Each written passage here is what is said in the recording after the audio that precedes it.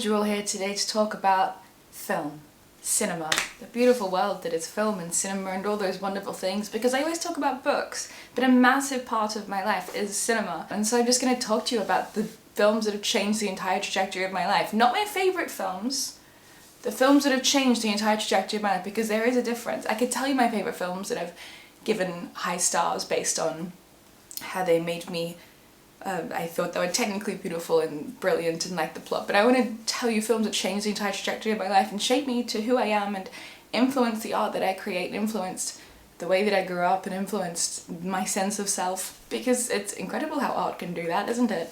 And I talk about that with books, so let's talk about it with film. I'm going straight from Letterboxd here, so excuse the iPhone usage. It's not very vintage chic of me, is it? But I'm going straight off Letterboxd. If you don't know what Letterboxd is, it's an app where you can track things. And I always was so vehemently against apps where you could track things. But now I've got Letterboxd and I swear by it. I use it to track what I watch. I don't follow anyone else. I don't follow anyone else on anything.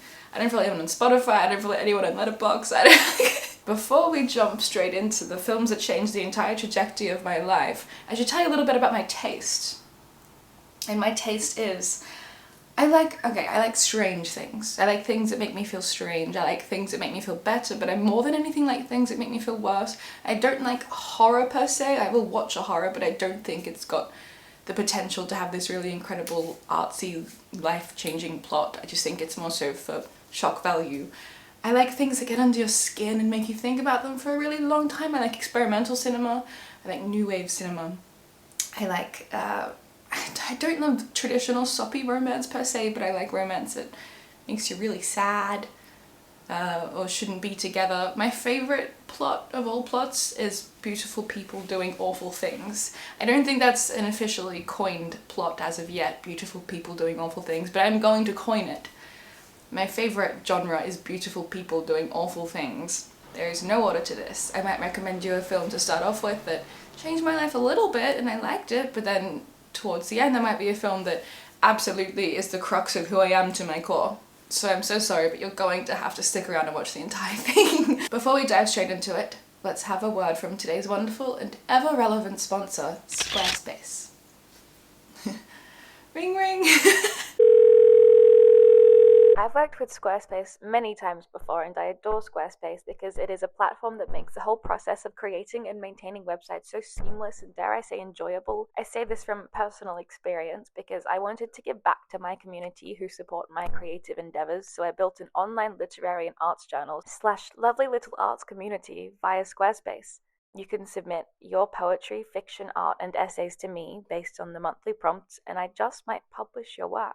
Squarespace is so great for turning passion projects into professional projects and morphing dreams and concepts into tangible realities. This is done simply by the Fluid Engine design system and Squarespace Blueprint, which is a guided design system to assist you in crafting a completely personalized website. There's elements I'm excited to eventually incorporate, like an online store with flexible payments. It's all so fun and easy to design, and you can so easily set up your own site too. Head to squarespace.com/Dakota Warren to save 10% off your first purchase of a website or domain using code Dakota Warren. The first one that we're going to start with, again, no particular order whatsoever, is Daisies, 1966, directed by Sed McCraskey. Sorry for my pronunciation. It's Czechoslovakian New Wave. I've talked about this before, and I will talk about this many times. This is a film that I watched that definitely altered my taste in absolutely everything. I remember watching this. When I first moved to London, I had a friend that just messaged me online and said, hey, let's hang out, and I just moved to London, and I said, cool. No idea who you are, but let's go watch a film. Absolutely glad that I did that. Love you, Rosa. We went and saw Daisies because she said that I'd like it. And God, I think that was one of the most incredible, genuine, earnest recommendations anyone's ever given me. And so now I take recommendations very seriously. This is a film about two teenage girls who embark on a series of destructive pranks in which they consume and destroy the world around them. But it's so much more than that. It's just this story of these two girls, and they're so close that they're almost merging into one, and they're very hedonistic and they don't care about anything else except for themselves or anyone else except for themselves. They're just here on this earth to have a good time, and the consequences can come after and they'll deal with them then, but right now, who cares? They're just here to make a scene and dance around and taste delicious things and be awful to people if they're gonna have fun from it. And it's just so, because it's Czech New Wave, it's very experimental and the colours are incredible and the soundtrack, oh, I wish I could play it without being copyrighted. It's just very special to me. It's so special to me. I've never seen anything quite like it, and I think I've been chasing that high ever since. And that plot of this absolute raw freedom, this inconsequential freedom, has absolutely changed the trajectory of my life, and I'm so grateful every single day that a brand new internet friend took me to watch this film at Prince Charles Cinema in Chinatown near Soho in London. They do screenings sometimes, so if you live in London, you can go and see it there. Sometimes, ever so frequently. That's my favourite independent cinema in all of London, is Prince Charles, because they've just got great taste. The next film that changed the entire trajectory of my being is The Red Shoes. This is from 1948, directed by Michael Powell and Emmerich Pressburger. What a last name, Pressburger. It's a classic drama, 1948. It's English. Vicky Page is an aspiring ballerina torn between her dedication to dance and her desire to love. While her imperious instructor urges her to forget about anything about ballet, Vicky begins to fall for the charming young composer. Eventually, under great emotional stress, she must choose to pursue her art or her romance. This is a classic kind of, oh, like woman can only have love and marry and have children or pursue career. This was 1948. This was keep in mind, time capsule, that most of the films I recommend will be a bit older. So this is a time capsule of when, you know, for a woman to have a career, it's, oh, no way, someone get her married, her ovaries, they're shriveling up, no. Visually, of course, everything I recommend you is going to be visually beautiful. That's granted, that's a given, that's guaranteed. Everything I recommend you is going to be visually beautiful, because I am nothing if not an aesthete. I need things to be gorgeous, otherwise I don't care about them. Doesn't get much more honest than that. It's so beautiful to watch, and you can feel the emotion from it, and the dancer is so incredible. The main actress, she's brilliant. The emotion in her face as she's dancing, and so you can tell what's happening in the stories as she's dancing. And the sequence, it's like a 10-minute dancing sequence in the middle. As an ex-ballerina, it was very important to me. It was very beautiful and very gorgeous, and also it's interesting to see the ways that dance, and that's English, and so that's RAD, the syllabus, which is the English syllabus. It's interesting to see the ways that it's changed since 1948. I left ballet, obviously, and then I re-enrolled after I watched that film, the casual classes, because I missed it. The next film that I recommend, I've talked about this so many times and I bet you're so sick of it, but for the newcomers to this channel and for the sake of repetition to really drive this home, Betty Blue 1986, directed by Jean-Jacques Benet. Sorry for my pronunciation, always wrong. A handyman slash aspiring novelist slash just a super normal guy who gets a girlfriend, and she's a little bit crazy, and I say that in the most literal sense of the word. She descends into madness throughout the plot of the film. But it's not about her madness, it's not about her descent into the madness and what underlying issues may be causing that. It's about their love. It's about this genuine, undying, earnest love. No matter what, he loves her so much and he cares about her so much, and you can see this throughout the film, and she loves him so much, and it's this really interesting kind of almost codependent, symbiotic relationship, but it comes from a really good place, and their love is so true and so pure, and they go through all these different things together and come from hardships and don't have much, and then but they have each other. I hate to say it, but anything French and about love tends to be pretty good. That goes for both literature and film. Speaking of literature, there's a book, this is based on a book called Betty Blue, and I actually watched, this is so backwards, I never do this, but I actually watched the film first because Mubi told me to, and I do what Mubi tells me to do, and then I read the book because I love the film so much, and the book is just as good, if not better, as it tends to be. The next film is Suspiria, 1977, directed by Dario Argento, and this is, I suppose, meant to be a horror thriller, a horror, but it's, because it's from the 70s, it's kind of camp, but it's also really good, but it's good because it's camp. It's kind of really awful, but it's really good because it's awful. Am I making sense? Are you keeping up with me? This is about witches. An American newcomer attends a prestigious German ballet academy to realize that the school is a front for something sinister and a series of grisly murders.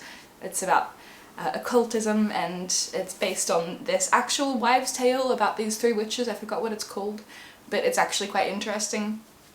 And the film, it's so funny because it's so, there's something about it that's just really camp and borderline bad, but it's so brilliant. And you have to watch it to understand. The soundtrack, to die for. The cinematography, iconic. The colouring, the red flashes all the time, incredible. This film was my gateway into appreciating horror and thriller more, just for the genre that it is and not looking for something deeper beneath it. It's also a remake, a contemporary remake that's also really good, but that didn't change the trajectory of my life. This one did. 1977, baby. I want everyone to know that I'm scrolling past so many brilliant, wonderful films that just didn't impact me that much, but they're still brilliant, wonderful, beautiful, incredible. So Cinema Paradiso, 1988, directed by Giuseppe Tornatore. And this is one of the most beautiful films in the world, and I sobbed like a little baby. And I remember it was when I was with my ex, who didn't cry at anything ever, and I looked over at him and he was sobbing like a baby. Not because it's sad, but because it's beautiful. So earnestly beautiful. It's a homage to cinema, and so it's about a filmmaker who reflects on his childhood and when he fell in love with cinema and all the influences in his life that made him fall in love with cinema. And he comes from this little Italian village, and he formed this deep relationship, this friendship with the theatre's projectionist, you know, this old man and this little boy. And it's the most wholesome, heartwarming, beautiful thing about passion and art and love and family and remembering your beginnings and your roots, and it's just so special and so dear. And it really is such a gorgeous homage to cinema in the way that since cinema's been popular and around, it's united us so much. And even just, it's so beautiful. It made me really think about the small things, like when we all go to a little theatre or a little cinema and sit around and sit body to body with strangers either side of you, all there for the same reason, and that's just to appreciate this beautiful piece of art in front of you. And you all laugh together, and you all cry together, and you all eat popcorn together, and that's just so wonderful. The Worst Person in the World, 2021, directed by Joachim Trier. This is a Norwegian film, and it's about the life of Julie. She's a young woman who's in that kind of, that age, that in-between age. I think she's meant to be early 30s or something, I don't know. And it's about her struggle to find her career and her love and what she actually wants to do. It's just about a really lost woman who's kind of awful, but she's not awful because she's just exactly that, human. She's got this job, she's with this man, she's got this life, but she just doesn't bring her joy anymore. And so she has to run away from it all and become, lo and behold, the title, the worst person in the world. And it can be a hard watch at times because she makes decisions that you think, oh, that's going to have negative implications on the people around you. But ultimately you do empathize with her because she's just a human being, she's just a person, and she's ultimately, at the end of the day, we're all just on this quest for our own happiness, and sometimes there's collateral damage, sometimes there's casualties.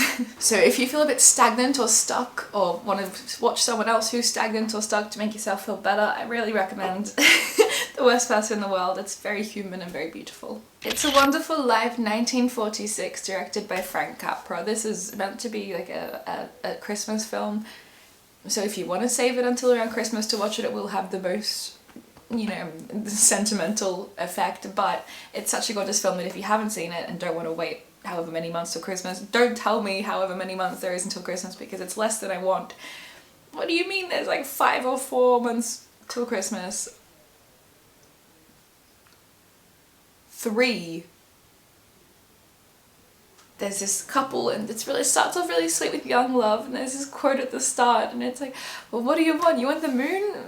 I'll lasso it down for you. And it's just so wholesome and sweet, and they get together and they have a beautiful family, but they're always struggling for money because, you know, that's a theme amongst young families. It's very common. He goes bankrupt, and everyone in the town, like, you know, it's about love, and it's about family, and it's about community. It's also about the true meaning of abundance, because the film's, you know, it's about trying to find this money, but it's not about the money, it's about the riches that they already have, and that's their family, and that's their community, and that's their friends, and it makes me emotional thinking about it because it's such a beautiful film.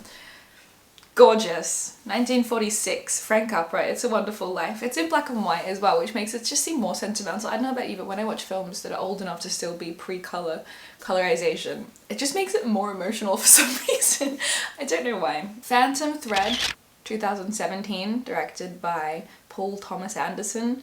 This is about, it's set in 1950s London. A renowned British dressmaker comes across this young, strong-willed woman who was a waitress and decides to kind of adopt her into his life. The reason that it stuck with me so much is because you do not expect it, you do not expect the ending. But you do. But you don't, but you do. And I think that they don't, but they do.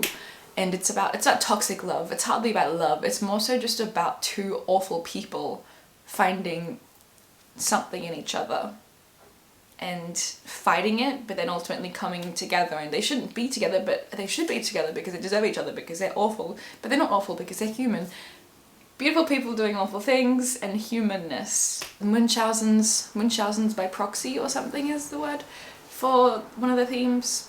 By proxy is when someone else does it to you, right? Yeah, Munchausen's by proxy. I flew back to Australia for like 2 years ago and went to a cinema and watched this with my friend, and she was sat next to me. She'd already seen it. See, all of these recommendations come from friends who just know that I'm gonna love things because they know me and my taste, and she'd already seen it, and she was sat next to me and I'm watching it for the first time, and I had visceral bodily reactions to this. And when I have visceral bodily reactions, that's when you know it's a film that's changed the trajectory of my life, and I think about that film a lot. Also, in the most toxic way possible, I want what they have. In the worst possible way. If you've seen the film, you know that saying that is not normal or okay. I want what they have. Tragedy of Macbeth 2021. This is the A24 adaptation by Joel Cohen. There are so many adaptations of Macbeth. Shakespeare, there is countless adaptations, my goodness, and I've seen so many, and so many of them are just subpar or good, but not life-changing or life trajectory changing. You know, you don't expect much. I don't expect much from Shakespeare remakes these days. Having seen a few disappointing ones, but I put this on and I was enthralled. I was absolutely enthralled. I was captivated. The, what's her name?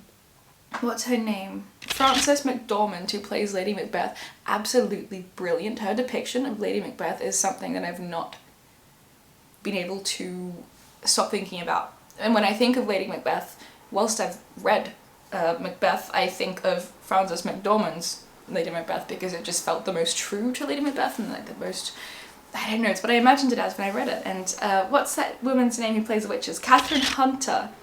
She plays the witches / old man, and it's absolutely brilliant. It's so creepy and so strange and so weird and so perfect, and this is one of my favourite Shakespeare adaptations of all time. The next one might be a little bit weird and a little different to the rest. Actually, no, it's not, because they're all weird.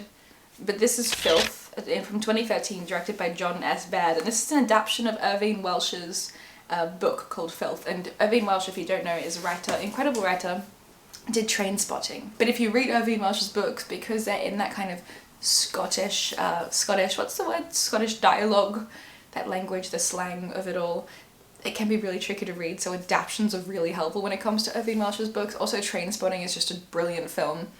That's probably, I mean, like, that could make this list, but I watched Filth before I watched Trainspotting, and so that was my introduction to Irvine Welsh's literary adaptations. This is an absolutely insane plot. It's about a bigoted, junkie cop suffering from borderline personality disorder and drug addiction, and how he manipulates and hallucinates his way through festive season in a bid to secure promotion and win back his wife and daughter. There's so many plot twists in this, and you feel the entire time you're kind of rooting for him, but you know that he's absolutely insane and kind of an awful person. It's a real trip. It's disgusting, it's vulgar, but for some reason you empathise with the characters. And the main guy, what's his name? James McAvoy plays the main guy, and I think James McAvoy is absolutely brilliant. He gets so into the characters. He's so good. Whenever he plays a crazy character, I know the character's going to actually be genuinely portrayed very well. The next film that changed the entire trajectory of my life is Closer, 2004, directed by Mike Nichols. This might be cliche, but two couples who get entwined. There's this one couple and another couple, and they meet and they kind of just swap partners. But it starts off as one of the couples cheats on one with the other, and the other one kind of as a revenge goes to the other couple's person. Are you following? Are we following? I need like a map to like connect the dots. But it's not really just about adultery. Like, whilst it's a film about adultery, because cheating is adultery, it's more so about the complications of love and how you can kind of fall in love with someone else while you are with someone. And whilst the characters are all awful because they're all cheating on each other and they kind of go back and forth between each other and hiding it all, you still kind of empathise with the fact that they are human and B, beautiful people doing awful things. Natalie Portman's in it and she's brilliant. She has this little pink wig and you've probably seen stills from that or something everywhere. It changed the trajectory of my life because I watched it way too young. I I think it came out, what, in like 2004 did it say or something? And I watched it way too young and became obsessed with it, and it made me think that that lifestyle was, I used to think, I can't wait to grow up and move to a giant city and have a super sexy boyfriend and then meet another super sexy boyfriend and have all these super sexy boyfriends. Yeah, it's not a film necessarily about love, it's a film about the consequences of love. This one might border on cliche as well, but The Neon Demon 2016, directed by Nicholas Winding Refn. This is about an aspiring young model played by Elle Fanning who moves to LA, and it's about the industry really. Her youth and vitality are devoured by a group of beauty-obsessed women, and so it's about the competitiveness of that industry, and it's about it's a real commentary on the industry. These young women, if they see somebody who's a bit more young or hopeful or promising than them, they'll do what they can to destroy her and quite literally consume her. Metaphor. Pretty on the nose metaphor, but when I watched it I was like a child and thought, wow, this is absolutely incredible. No one's ever thought of a metaphor for the beauty industry as consumption. Everyone has. But it's also really visually beautiful, it's very artsy, it's very flashy, and Elle Fanning is absolutely gorgeous and plays the character so well, and it was one of the first films that I watched that's quite strange and gets under your skin and is just really downright weird, because it is just one big metaphor, you don't really know what's happening. The Royal Tenenbaums 2001. This was my personality for a while. Wes Anderson, sorry, I should say Wes Anderson. This was my personality for a while. I remember watching it in kind of a transitional phase from my youth to my coming of age, if you will. When you're a teenager and you're kind of looking for a sense of identity, and I watched it and thought, brilliant, this will do. This is perfect, this is who I'll be for a while. As you do when you're consuming media at that age. But I think I'm really grateful that that was kind of the thing that I really took on board and wanted to become, because Wes Anderson's cinematography, I'm using this film as an example because this is what introduced me to the rest of Wes Anderson's filmography, sorry. They all count because they're all beautiful and quirky and wacky and just truly authentically themselves and unique and strong, and there's gorgeous imagery, and they're all quite sad whilst they're all quite beautiful and very funny. And so this entire nature of everything I wanted to compress into one little ball and put inside my stomach and wear everything behind it. And I'm really glad that that was what I was introduced to and what I did, because it could have been worse. It could always be worse. Specifically the Royal Tenenbaums, if you haven't seen it, it's about this family, the Tenenbaums, and they're all these children who are geniuses in different ways, grew up and lived their life, and the parents split up and their dad comes back, and it's this whole situation of this very not traditionally close family trying to rebond over all these awful situations, and there's a sudden unexpected reunion, and it's about betrayal and failure and disaster. And I think it might be my favourite Wes Anderson film. Under the Silver Lake 2018. This is directed by David Robert Mitchell. I watched this by accident. This was in 2018, and so I think I just watched Andrew Garfield's Spider-Man or something, and I wanted to watch more films with Andrew Garfield because I thought he was pretty. This is, what, 5 years ago, before I had a true appreciation for cinema and kind of just watched it for the visuals. But I watched this and I don't know, I didn't expect anything. I just watched it because it had Andrew Garfield in it. It's all about mystery and it's about like kind of like secret cults in LA and that kind of thing, and it's just so weird. It's so weird and it made me feel so weird, but I kind of got addicted to that feeling of how weird it made me feel. Beautiful, strange film that got me addicted to beautiful, strange films about cults and things of the like, which beautifully leads us on to the next film. Eyes Wide Shut in 1999, directed by, of course, Stanley Kubrick. This is about a married couple and they find themselves entangled in the cults and the dark circles of where they are. They accidentally come across this cult that end up balls deep on my YouTube channel, that end up knee deep in this kind of all these scandals because they accidentally came across all these secrets and everything, and it's really interesting and beautiful and terrifying and scary. And I made this my personality for so long, and I still use it as a reference in my art so frequently. Every time I go and see my friends, I'm always that awful person saying, let's do something, let's do a Eyes Wide Shut inspired photo shoot, because I just want everyone to wear copes and masks and do weird things. A Clockwork Orange, 1971. My camera's gonna go flat, and so you know what, I am just gonna have to wrap this up. But A Clockwork Orange, 1971, directed by, again, Stanley Kubrick. This is, see, I had read the book for this first, and the book was really hard to read actually, but watching the film made it a lot easier to watch, and I feel inclined to reread the book now. But it's about this young guy who is super evil, super evil, super evil. Cannot stress enough how evil. Trigger warning for this film. Super evil. But he gets caught and he goes through this kind of conversion therapy to become good again, and it's about this, and it's about his voyage, but it's about ethics as well, because the conversion therapy is done against his will and it makes him very vulnerable and susceptible, and it's got you empathizing with this really awful person and wanting him to get reversed, to go from good to awful again so he can get himself back. Now that's brilliant writing and also brilliant directing to be able to portray that. Next film is The Color of Pomegranate, 1969, and this is directed by Sergei Parajanov. I watched this I say quite recently, it would have been months ago now. Oof, the passage of time. It's about the events of this young Armenian poet and musician Suia, and it just portrays the events of his life from his childhood up to his death and his relationship with this muse. But this film for me is about the visuals. There's so little dialogue, but it's about the visuals. There's so much portrayed from the visuals. Somebody recommended this to me when I said that I like films. And someone said, oh, you like film, but you haven't seen this film. And so I watched this film. Brilliant. Truly, genuinely brilliant. I had my face so close to the screen and I didn't pick up my phone once, which is such a Gen Z way of saying I really enjoyed it, that I didn't feel the need to go on Instagram whilst I was watching it. The emotion and the life is depicted through these stills and through sound and through visuals rather than dialogue. Melancholia, 2001, directed by Lars von Trier. It's about the world is ending. The world is ending. There is an asteroid hurling towards Earth. Everyone's about to die, and it's about different ways of processing this grief, and how the really depressed girl is grateful, and she's really glad for it. And she's the only one out of everyone who's not afraid and accepts it. And it's this really interesting, awful story about grief and the world ending, and it got under my skin and I couldn't stop thinking about it for weeks. Requiem for a Dream, 2000, directed by Darren Aronofsky. It's about the drug-induced utopia of 4 Coney Island residents and how drugs ruin their life. But not just them, it's also, you know, it's not just this children taking straight drugs, it's also about that era of when diet pills and study pills and amphetamines were just handed out like lollies, like candy sweets, and everybody was on them and everybody was a little bit mad, and the way that this destroyed people's lives. And it made me put down the Ritalin. It made me never take a Ritalin ever again. Well, that's a lie, it just made me not take them regularly.